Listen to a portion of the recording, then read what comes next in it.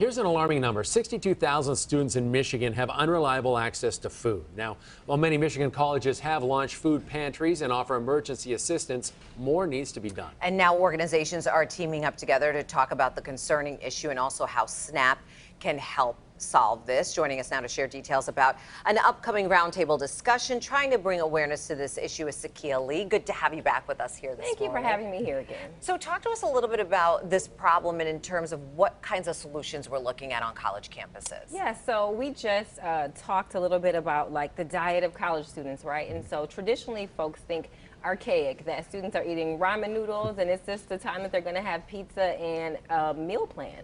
That's just not true for all students. Some students don't have meal plans, some students are working, and there's just a growing issue of food insecurity coupled with, like, when you go to the grocery store, if you look at food prices, food is very expensive. Yeah. And so we have a coalition of folks that have come together, including the National College Attainment Network, the Center for National Higher Education Policy, and others, the Michigan Community College Association, to say, how do we look at this in Michigan? Because we know that 62,000 students are going with food insecurity on college campuses. Now, you mentioned a food plan. So what are some long-term solutions to address this food insecurity on college campuses? Yeah, so we could have, you know, a food pantry on every campus. That's just not going to cut it. The goal is not to hand out more packs of food.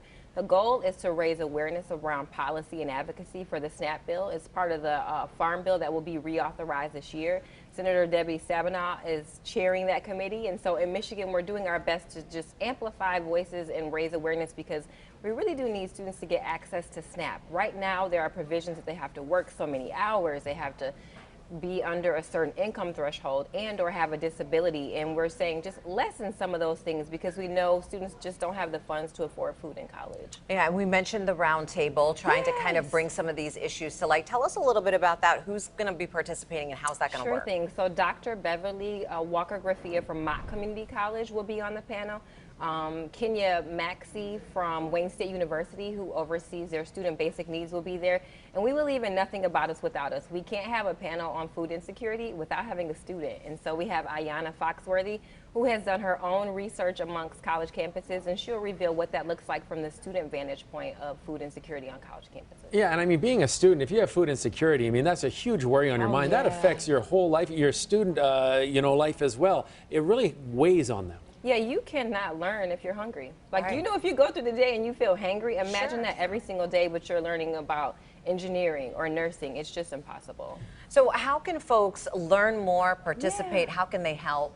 They can participate by coming tomorrow. The event is at the Grand Valley location downtown.